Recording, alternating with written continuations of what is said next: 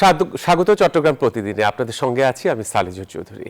এবারে বিস্তারিত। চট্টগ্রাম মহানগরের আহ্বায়ক এরশাদুল্লাহ ও ইনকিলাব মঞ্চের আহ্বায়ক হাদির উপর হামলার প্রতিবাদে বিক্ষোভ মিছিল ও সমাবেশ করেছে বিএনপি ও সহযোগী সংগঠনের নেতাকর্মীরা।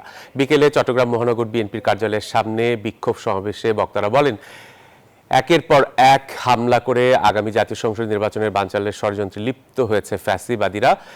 এদিকে শনিবার দুপুরে খাগড়াছড়ি জেলা বিএনপির কার্যালয় থেকে প্রতিবাদ মিছিল বের হয়ে শহরের গুরুত্বপূর্ণ সড়ক প্রদক্ষিণ করে। পরে মিছিলটি মুক্ত মঞ্চে এসে প্রতিবাদ সমাবেশে যোগ দেয়। এদিকে ফেনীতে বিক্ষোভ সমাবেশ করেছে ফেনী জেলা বিএনপি। কক্সবাজারের টেকনাফের হোয়াইংকং ইউনিয়নে মিয়ানমারের লাগোয়া সীমান্ত এলাকায় মর্টার শেল ও ভারী গোলাগুলির শব্দে আতঙ্কিত হয়ে পড়েছে সেখানকার স্থানীয় এলাকাবাসী। শনিবার ভোর 5টা থেকে টানা প্রায় 5 ঘন্টা সীমান্তের ওপারে চলা গোলাগুলি ও মর্টার শেল বিস্ফোরণের শব্দ শোনা যায় এপারের কয়েকটি গ্রামে। এ সময় মিয়ানমার থেকে ছোড়া গুলি বাংলাদেশের ভেতরে এসে কয়েকটি বাড়ির টিনের চালা ভেদ করে ঘরের ভেতরে প্রবেশ করে। এতে আতঙ্কিত হয়ে পড়ে স্থানীয় এলাকাবাসী। তারা বলেন, দীর্ঘদিন ধরে ওপারে আবারও তীব্র সংঘর্ষ শুরু হয়েছে।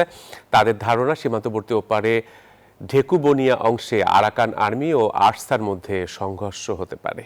দীর্ঘদিন ধরে চিকিৎসা সংকটে থাকা দেশের একমাত্র প্রবাল দ্বীপ সেন্ট মার্টিনে এবার চালু হয়েছে 20 শয্যার একটি হাসপাতাল।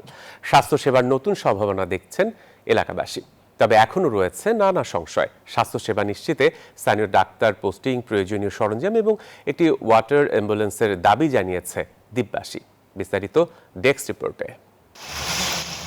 প্রবাল প্রাচীর, নীল সমুদ্র আর সাদা বালুকা বেলার সমন্বয়ে দেশের অন্যতম আকর্ষণীয় স্থানে পরিণত হয়েছে দেশের একমাত্র প্রবাল দ্বীপ সেন্ট মার্টিন। তবে দ্বীপের প্রায় 10,000 অধিবাসী এতদিন পর্যাপ্ত চিকিৎসা সেবা থেকে বঞ্চিত ছিলেন।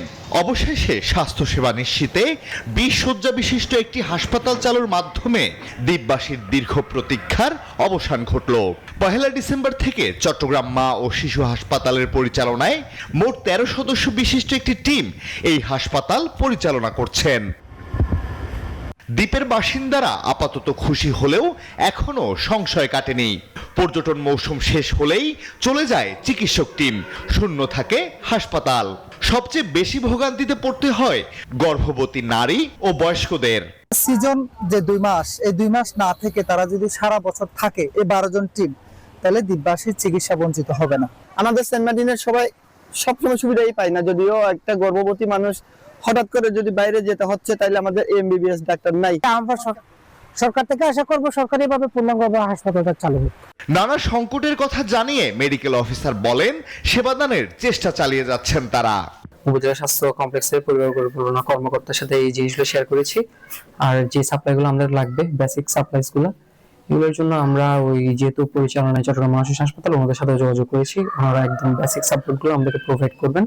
বিচ্ছিন্ন এই দ্বীপে 10,000 মানুষের টেকসই স্বাস্থ্যসেবা নিশ্চিতে স্থায়ী ডাক্তার পোস্টিং, প্রয়োজনীয় সরঞ্জাম ও একটি ওয়াটার অ্যাম্বুলেন্সে হতে পারে দ্বীপবাসীর ভরসা, বলছেন স্থানীয়রা। Desk report, news 24।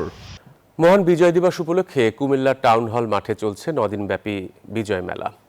নিয়ে আরো খবর জানাতে কুমিল্লা থেকে যুক্ত হচ্ছেন সহকর্মী HM মহিউদ্দিন। বিজয় মেলা কেমন জমে উঠেছে? স্টলে ভিড় কেমন দেখছেন?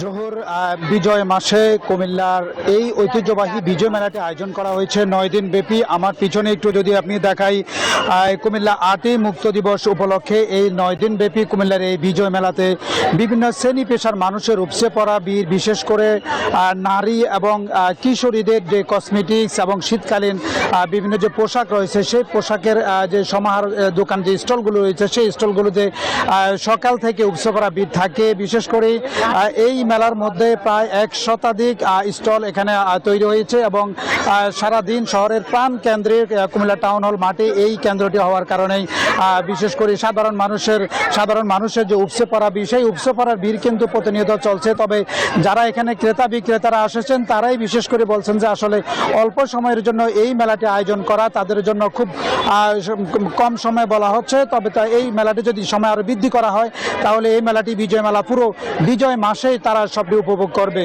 তো এই ছিল কুমিল্লা বিজয় মেলা থেকে আমার কাছে সর্বশেষ। চলে যাচ্ছি স্টুডিওতে জহুর। লক্ষ্মীপুর জেলা নির্বাচন কার্যালয়ের নিচতলার স্টোর রুমে পেট্রোল ঢেলে আগুন দিয়েছে এক যুবক। পুড়ে গেছে নথিপত্র।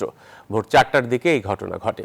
সদর উপজেলা নির্বাহী কর্মকর্তা জানান, মাস্ক পরিহিত এক যুবক জানালার কাঁচ ভেঙে অথবা ঢুকে পেট্রোল ঢেলে আগুন দিয়ে পালিয়ে যায়। আগুনের ভয়াবহতা কম থাকায় নেভাতে বেশি সময় লাগেনি। তবে এর মধ্যে 2008 ও 9 সালে ভোটারদের দ্বিতীয় ফর্ম পুড়ে গেছে। এছাড়া একটি অকেজো ডেস্কটপ, সিপিইউ সহ বেশ কিছু সরঞ্জামও পুড়ে যায়।